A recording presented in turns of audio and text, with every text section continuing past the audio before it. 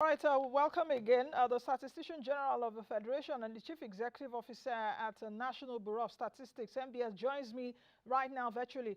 Good morning, Mr. Adeyemi Adeniran is the Statistician General. Good morning, SG, and good to see you today. Good morning, Nancy, for having me. Good morning, good Okay. people of Nigeria. Good Good morning, morning. our viewers. Good morning, SG. We have a lot to discuss, so let's get started. The first question is the confusion around the 4.1% unemployment rate that Nigeria has right now for the first quarter of 2023 and just a little bit over 5% for the Q4 of 2022.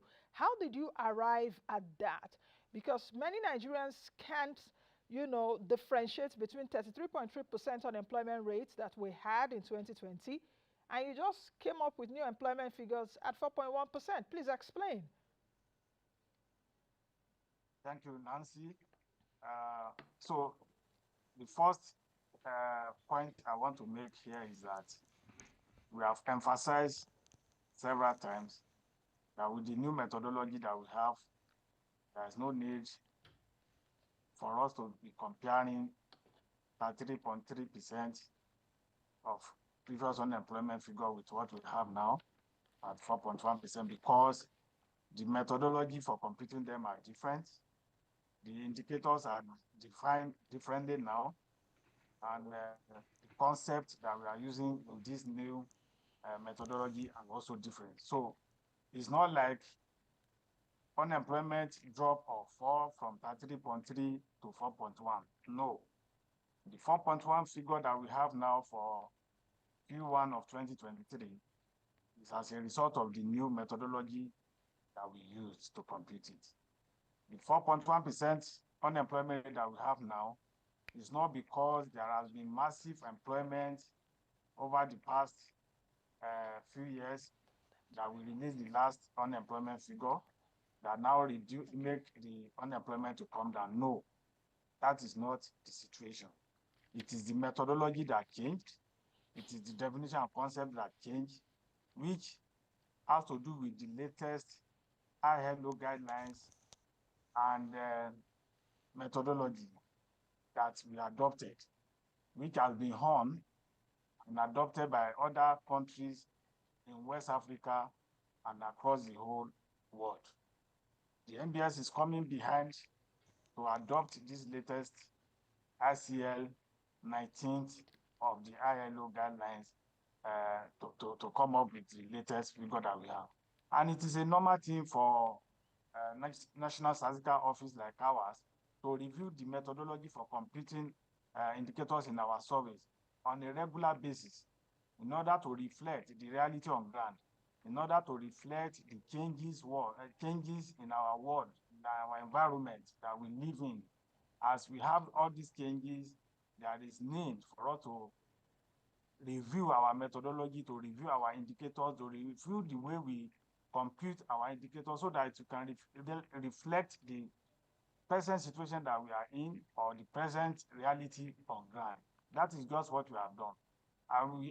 I would like to tell you that the issue of reviewing our methodology and concept and definitions is not only peculiar to labor force surveys. As we speak now, we are working on the rebasing of our consumer price index, which we use to calculate our inflation rate every month. We are in the process of also rebasing our gross domestic product, GDP, that we use to compute the performance of our economy every quarter. So it's a continuous process and it's not limited to only one particular survey. So this is not a new thing. This is a normal routine exercise of MBS that we have done before and which took place now. So Okay. it is, and people are asking why now? The issue of why now, why did we release the report now? It's not like we came up last month and then decide to review the methodology or adopt the latest ILO guideline. But it has been a process that has been on for past 2 years. We started this since 2021 to review this methodology because it's not something that takes place over a very short period of time. So we have done the review of the questionnaire. looking at the previous questionnaire that we have and looking at the limitations that that questionnaire had in it. We review it, we update it, and then after that, we also have to pre-test this instrument to ensure that the respondent understand what is required of them to answer. Also, we pilot tested it to ensure that all the logistics for collecting the data, the program that we are going to run the analysis are in place. It is only after that that we also consult with our critical stakeholders that need to know about the changes that we are adopting, and then we sensitize them. We call all the ministry, department, and agencies of government that has to do with labor. We call all the media. We call all the Statistician General all across the country to inform them about this, and everybody is in the know-how that we are coming up with a new methodology that will give us a new figure. So it's not just starting today. SG, if you can hear me, can I come in here because I have quite a lot to ask you. You're talking about methodology. Please, can you break down this methodology and what it actually means? I've read the report, but I would like you to explain to Nigerians how we arrived at this methodology, of course, international standards. And I also want you to respond if for a developing country like Nigeria, Nigeria is the biggest economy on the African continent.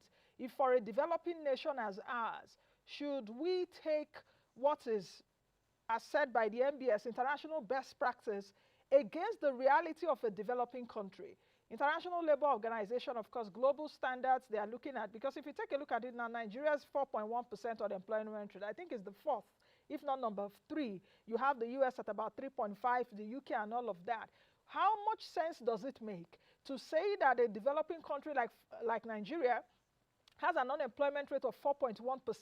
You are using yourself to compare to countries whereas they have almost full employment. How can you take someone that is working for an hour in Nigeria as full employment, as employed? Aren't you cutting yourself off? SG, please answer. All right, thank you.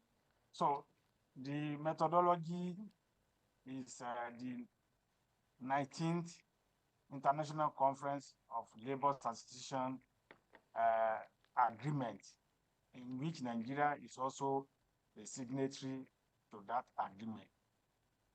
What is contained in that guideline is that we should open up the age bracket for 15 to 64 that we are using before to 15 years and above.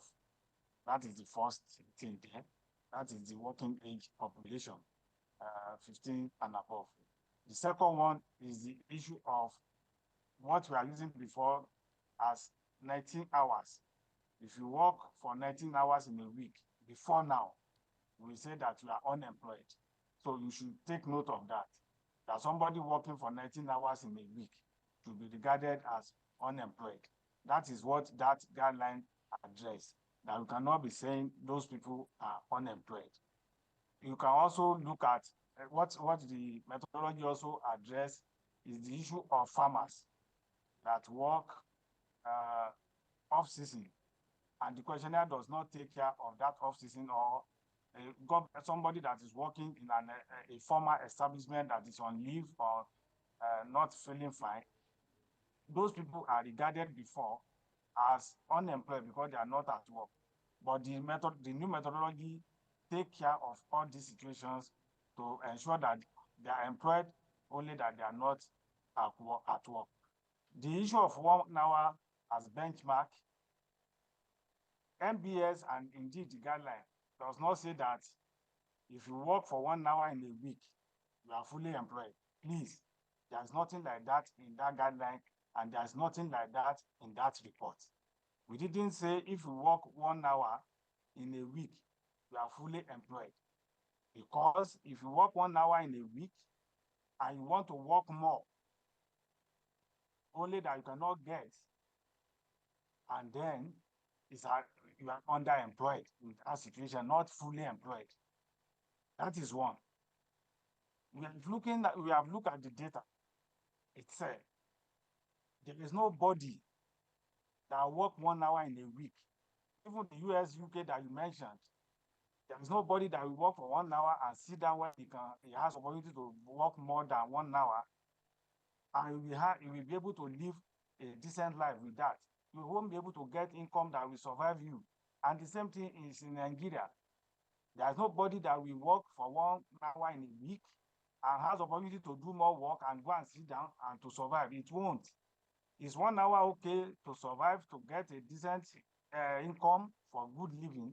It's not. And the data is not saying it is. That is not what MBS is saying. That's what the guideline is saying. Then coming to issue of USA, UK, you can see what you put there now. You have our neighboring country in West Africa. You can see their unemployment rate.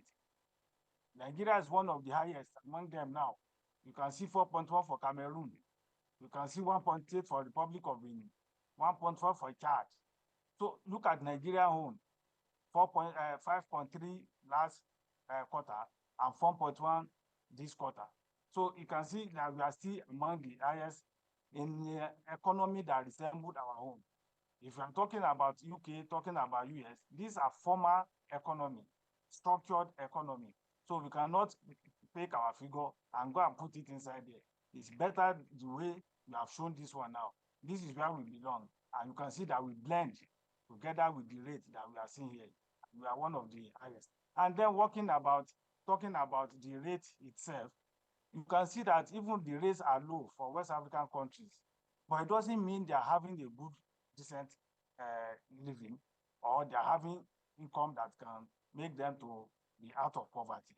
And that is why that we still have what we call working poor. People that are working, not even of 1 hour that you are talking. There are people that are working 20 hours, 30 hours, but yet the income they are receiving is not still enough to take them home. We see what is happening recently in Nigeria.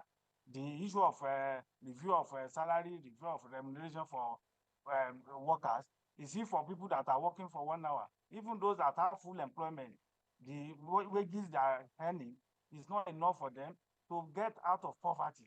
So the issue of linking 1 hour or 2 hours, 5 hours to poverty or to decent life is not the issue. Okay, It's for us okay, to have, SG, if you can hear me, for us to have let me come in here. broad data that government can use to plan for everybody in the country, not just people that are working in formal sector or Okay, that are working 40 hours a week. okay, SGM, can you define for me what employment is in Nigeria with your new standards?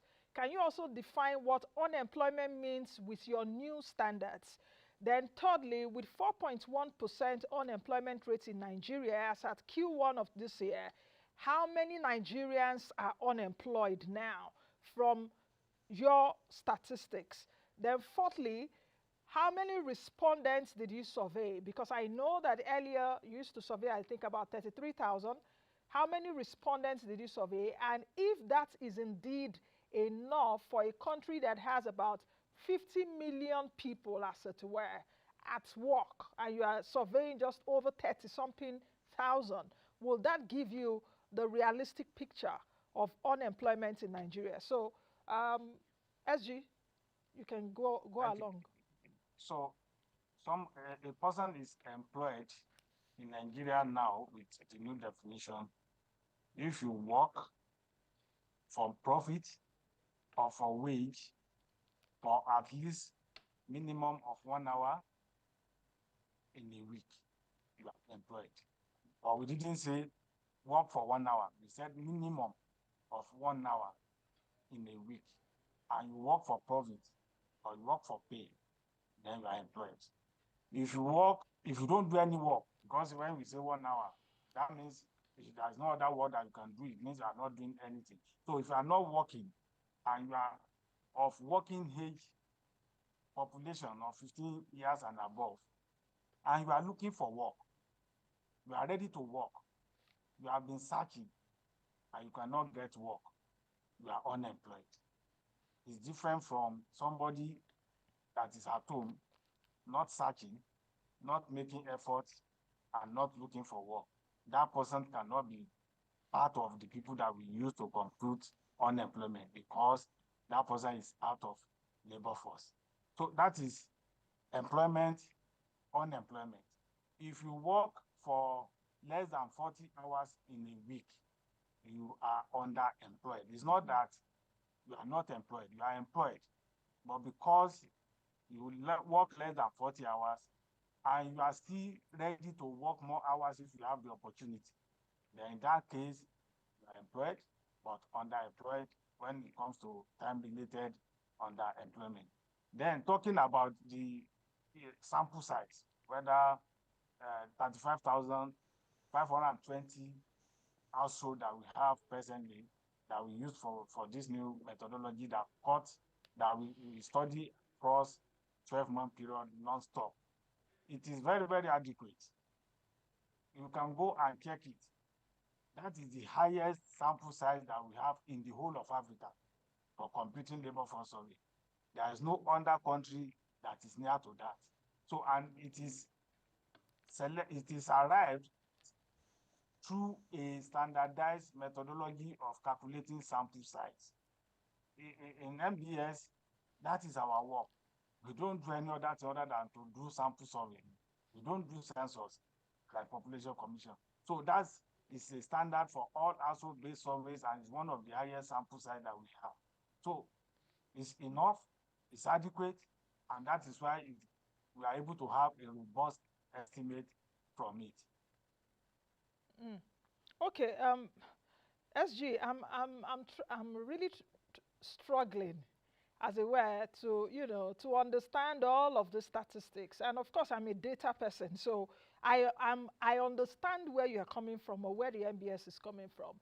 But I'm also trying to juxtapose it with the reality on ground. And I asked you earlier if you can categorically tell me how many Nigerians are unemployed right now.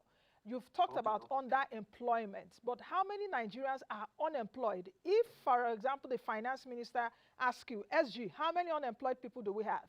Or even the president. Of course, the finance minister has to know. The labor minister has to know. The federal government now is going to go on with palliatives. I suppose that state governors and even the poverty and alleviation minister should be able to ask you, because in giving palliatives, data like this is also necessary to know who are the working poor, who are those that are not even working at all that will need these palliatives. So if they ask you now, SG, how many Nigerians are unemployed with this 4.1%, what is the answer? All right, thank you. So the way we manage the data collection for this new methodology is to have basic proportions of indicators on quarterly basis. And that is what, if you check what we have, those are basic indicators of labor market statistics that we have produced. You can see that it is not everything like the education or course that people do is not there. The sector, economic sector, is not there. So at the end of the 12-month data collection period, that is where we are going to have a comprehensive, detailed, granular analysis report. So SG, are you telling me, that per quarter we don't have, for this, for the first quarter which you surveyed, you don't have how many people are unemployed? Perhaps also in Q2, when you also do the survey, it should also give you an idea of people that are unemployed that have perhaps gotten a job for at least 1 hour a week from your own indicator. So are you saying that cumulatively after 2023 is when you are going to have the number of people unemployed in Nigeria? Yes. Is that what you're saying? If you give any figure now, it will not be adequate because the sample size that we have is running for 12 months. It's not running on quarterly basis. So if we give you figure for a quarter out of the total sample, it will not represent the entire sample that we have taken, because the 35,520 spread across 12 months. So if we give you any figure that this is the number of people that are unemployed based on this new methodology, it will be unbiased because it's not a complete sample. So we get this number at the end of the 12-month period, and we are going to have also number for each state of the federation, each sector of the economy. So because that is the plan, that is how we plan it. We cannot give any figure now, it will be unbiased, because on quarterly basis, we cannot have granular data to that extent. But what we said all along is that basic indicators will be able to give the country, because this is one of the reasons why we are having gaps. If you want us to do something that we will not be able to sustain, that we do one quarter, second quarter, then we have gap again, we will not be able to move. And then people will start saying, now they've started, they cannot give us information data on quarterly basis are promised. So it is not planned to give all the information each quarter. This is the way it is planned, so that we can manage what we have, we can sustain it, and we are not going to have any gap for any quarter now. Okay. And at the end of each year, SG, should I take this to mean, SG, if you can hear me, should I take this to mean that it is not possible, or because of the way the NBS is currently wired? Because I know that even where I'm seated, for example, in the US, since you are adopting the global standard, in the US every week, they give us the number of unemployed people. I can sit down here and know how many people by Friday, people that have been out of work and people that have entered into work. So are you telling me that with what you've just constituted or what you've just come about, there is no concrete data for quarterly as to how many people are unemployed in Nigeria, and we'll have to wait for 12 months? And I'm really not comfortable with that, because data is for planning. What you can't measure, you cannot manage. We have ministers in place right now. So if they're asking you those questions, will it be at the end of the year is when you will get those numbers? Or is it because perhaps because of poor funding, or you don't have adequate resources to be doing it quarterly? I may begin to understand that, not that it is not done. So, as you said, with time, we can improve on it. Because if we start, what we were doing before is to have 33,300 household one-off for each quarter, which has led to some shortcomings in doing that. The workload for enumerators are much within that quarter, which lead to, because we gave them a particular number of days for which they have to complete the work within that quarter to complete all the 33,300. And we observe that there are a lot of proxy responses when we are doing that. Because enumerator, the actual respondent that they're supposed to interview, because of the time limit, they will be interviewing other people on their behalf. And you can agree with me that there's no way you get accurate information from that. When we are talking about labor, where you cannot speak for another person except that person himself or herself.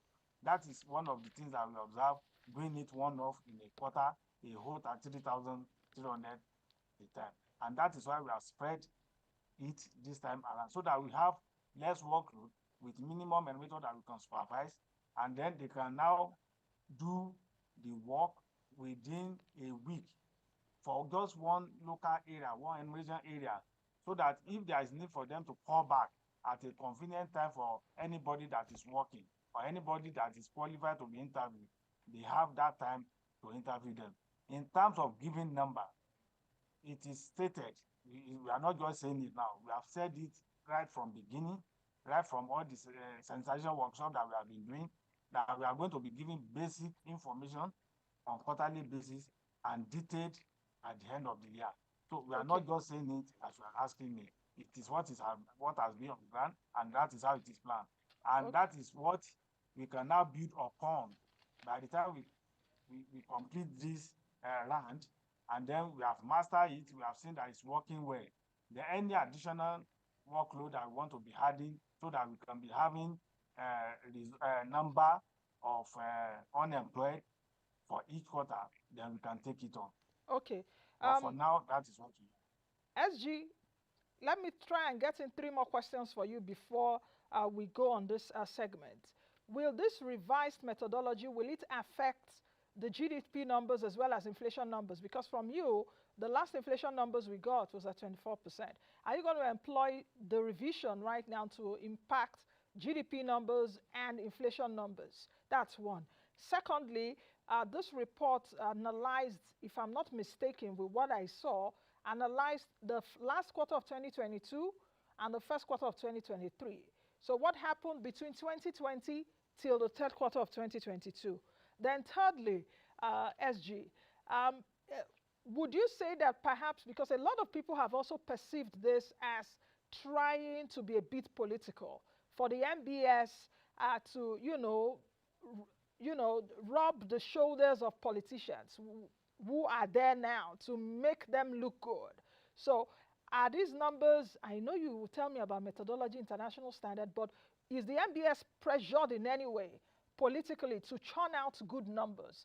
Because over the years it's been said, oh, okay, the executive or government will try to, pad the numbers, make the numbers look good, so as if they are working, especially economically. So are you in any way pressurized by politicians or perhaps even this new administration? Thank you very much. I think this last question, in fact, override, I can say override all the other questions, because this is very, very important for people to understand. For us at the National Bureau of Statistics, our calling is not to dance to the tune of government. You could remember what happened when we released our multidimensional poverty index results, which is during the thick period of campaign. And we released that result, which put Nigerian at 133 million multidimensionally poor. And everybody was hailing the National Bureau of Statistics, because that is what the result is saying. And we release it even at the time that nobody expects. So for this one, the government of the day that we have now, they don't even know we are working on this. This work started 2 years ago, 2021. They are nowhere. They don't know who will be the presidential candidate, not to talk of winning, not to talk of putting pressure on MBS. So it has nothing to do with government, and just the way we have been releasing other survey results, we just release it the way it is, and at the time that we're supposed to release it, when it is ready, giving you rollout of all the activities that took place that culminated into releasing of the result. It's not that we are waiting for a particular time. We release our result when it is ready, when it is time, when we have gone through all the protocols that we're supposed to go through, calling all the people that we need to look at it. We call all the media houses, including AIT, before we launch this result. So it has nothing to do with whether government is pressurizing. It has nothing to. This government does not even have any hand in the computation of it, or in the planning, in the data collection. They are not on board. So we cannot say whether any pressure is coming from government. To be frank, there's nothing like that. And that is why you can see that whether the data speak well for the government or it speak negative for government, MBS will release it. The computation of CPI and GDP, they have their own methodology. I've just mentioned that we are doing a basing, which is the one that can change the methodology, the concept, or the approach by which we compute both the CPI and the GDP. The labor force survey cannot be the one that will determine whether there will be changes in the computation of CPI or the gross domestic product, GDP. Okay, SG, please answer the question concerning 2021 figures to the third quarter of 2022. You omitted that. So when we conducted the last labor force survey, Q4 2020, it was during COVID-19. In fact, in Q3, we used phone methodology approach to collect the data, because that was period of lockdown. Nobody could go anywhere, but we use our phone center to conduct it. And after the lockdown was removed, that was the one for Q4 2020. It was, all of us know that COVID was still around. But at that time, the business had not picked up. People have not resumed fully and all that. And that is why we have that figure of 33.3. The figure before the COVID was not up to that at all, or not in all our quarters that we have collected. It was because of COVID. And for us to now be building or be referring to that COVID period, not going back to when everything has normalized. Because this is one thing that people are holding on. 33.3 was COVID um, induced results, not a normal situation of our economy. So, and people are building on that to make projection to 40 or any number. It cannot be. Okay.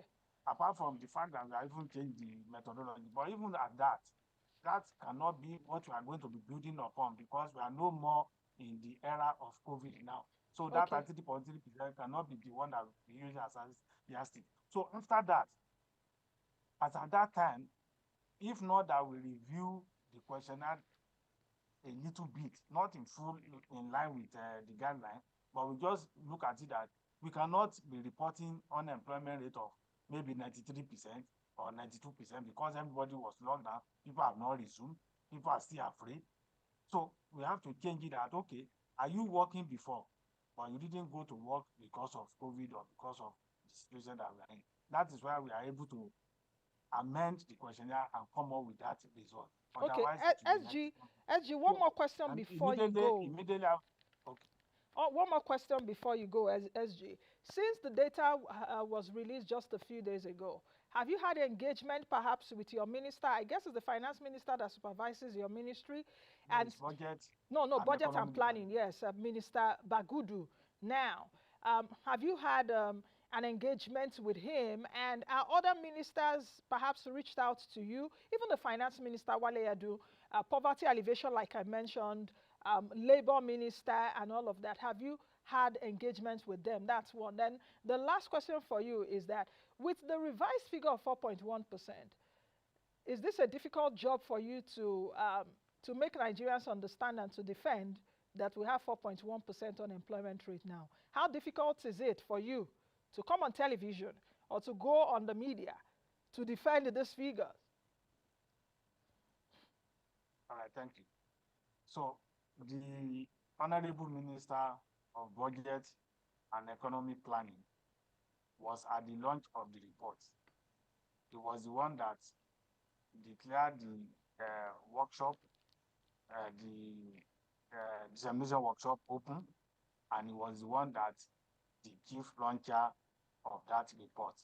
And he has seen the report. We have explained to him. We saw all the presentation on that day.